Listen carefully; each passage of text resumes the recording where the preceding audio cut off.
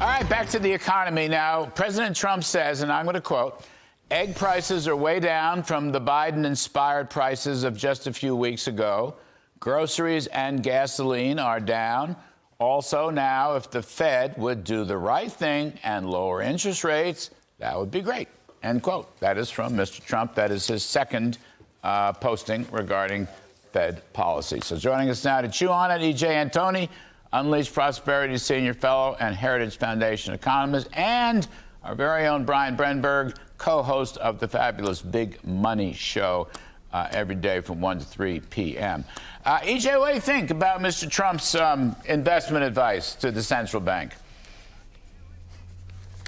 Well, the irony, Larry, is the fact that the Fed already did cut rates. They did it last year right before the election. They did an emergency rate cut when none of the underlying data had really changed substantively. I mean, it was basically just election interference on the part of the central bank. And now that Trump is back in office, they are somehow blaming the inflation of the last several months on his policies that he hasn't even implemented yet. It makes absolutely no sense. Maybe the reason prices are up is the fact that they cut rates way too soon, which caused commodity prices to go back up, which then led to higher wholesale and retail prices.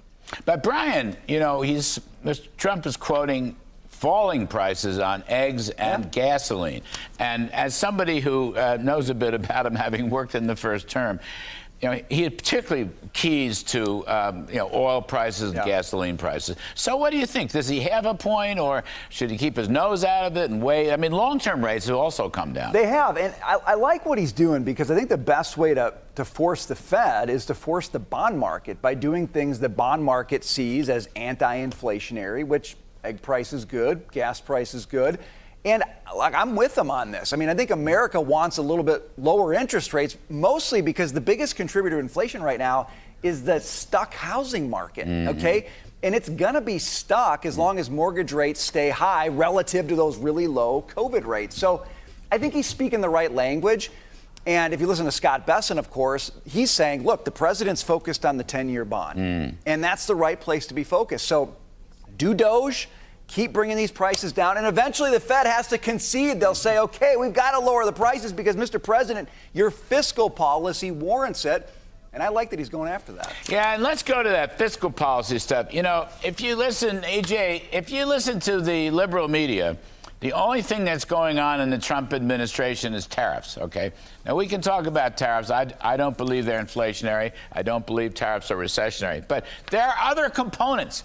Brian just mentioned one of them, which is the Doge budget cutting. Let's not forget, very significant tax cuts, by the way, to go into place January 20th. Very significant deregulation. And we just had Secretary Burgum on about the importance of fossil fuels and getting energy production up and prices down. Now, what I'm saying to you is, EJ, I think the combination of tax cuts and deregulation and energy production is incredibly powerful, incredibly powerful. And I'm not reading about that in any of these mainstream media publications. They only want to harp on the tariffs, okay? But particularly the tax cuts. But the other tax cuts and deregulation could carry this economy into a blue-collar boom and bring prices down at the same time when you stick in the energy production. So what do you think, EJ? Is it all about tariffs, or is he talking about other things?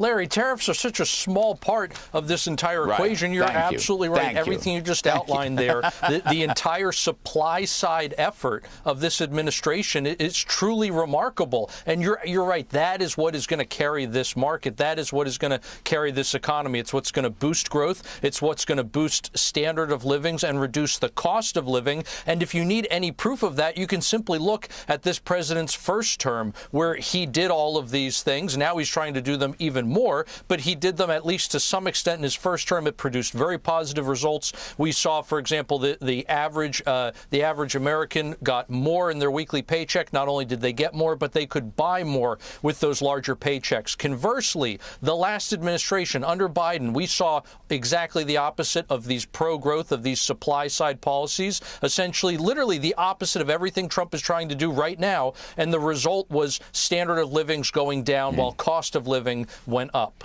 And you know, Brian, here's the thing. I happen to agree with his policy of reciprocity. You tax me, I'm going to tax you. And they're taking advantage of us. I happen to agree with that. Moreover, I happen to agree with the idea that we should make this a more manufacturing-oriented economy, which is what he's trying to do, and that we should bring supply chains back to America, and he'll reward them with lower tax rates. I agree with all that. But the other reality is tariffs ain't that important. And give me tax cuts and deregulation and energy production, and I'm going to give you a boom. Tariffs or not. I saw it in the first term. I totally agree with you, but the problem is you got a press who wants to fixate on the tariffs, right? Because think about this. A press that doesn't like him is not going to spend their time talking about, you know, tax rates coming down, full expensing for factory investment, for CapEx, right? That's all good stuff. The guys who don't like Trump are going to just forget about that. The problem with tariffs isn't that Trump is too focused on them. It's that the press is too focused on them because they see it as their wedge issue. But I agree with you. And getting manufacturing back to America, J.D. Vance had such a great speech the other day to all the tech leaders. What he said is, we want that here, not just the design stuff, but the building stuff. Because when we've outsourced the building, we've given our competitors a leg up to be the designers as well, Larry. He was so right on this. The administration's got good theory. They've got good policy. It's defensible. But they've got a press that wants to tell one part of the story, which means they've got to be extra good at telling the other part of the story. That's where they started slow. I think they're getting better now. Good point. Very important. You know what? Kevin Hassett was on, NEC director Kevin Hassett, my dear, dear friend. He was on this show, and he was pitching tax cuts and deregulation and growth. I saw it. It was terrific stuff, and it's just the others, Scott Bessett and the others should take a page from his notebook because he was right on message. EJ, though, one thing bothers me before we go. The Federal Reserve, you know, this phrase, tariff inflation, quote unquote, okay? I'm just still worried that the Federal, even though I will give Jay Powell some credit for standing still and keeping his powder dry at the last meeting. Nonetheless, when you dig in and read the notes and the minutes and all the rest of that, tariff inflation, what about the other stuff? Here we go again. I'm just worried that's the only thing the Fed is watching, EJ. Well, and Larry, it's so ridiculous because tariffs, by definition, are not inflationary. There is no effect on the money supply here. This actually has nothing to do with monetary policy. Think about it, if you have a higher cost, let's say, from a tariff, theoretically, on one item, and consumers have to spend more of their income on it, they will spend less of their income on something else because there's less money left. So you see lower demand for that other product or service, which puts downward pressure on that price. So the net effect is zero. If it were really true, Larry, that all of these tariffs in full were going to be passed on to the consumer, then you would simply see things like American dairy farmers pass the 270% tariff on to their Canadian customers that they have to deal with. But that's not the case. So clearly, we don't even have to worry about all of the costs of these tariffs getting passed to the consumers in the first place. There are a lot of elasticities involved. You have changes in exchange rates, et cetera. But again, just the idea that tariffs are inflationary, it's wrong. It just comes out of thin air. It's completely unproven. You're right, by the way. If somebody pays a higher price for one thing, that means they're going to forego consumption of another thing, so the price goes back down. The only way you're going to get inflation is if the Fed roars up the printing presses, and that has nothing to do with tariffs anyway. EJ Antoni, great stuff. Brian Brenberg, terrific stuff. Remember, folks, you can catch Brian on The Big Money Show, along with his co-hosts Taylor Riggs and Dagan McDowell and Jackie D'Angelo. It's a fabulous show. Weekdays, every day, 12 p.m. Eastern. I think I said 1 before, 12 p.m. Eastern, right here on Fabulous Fox Business. Thanks.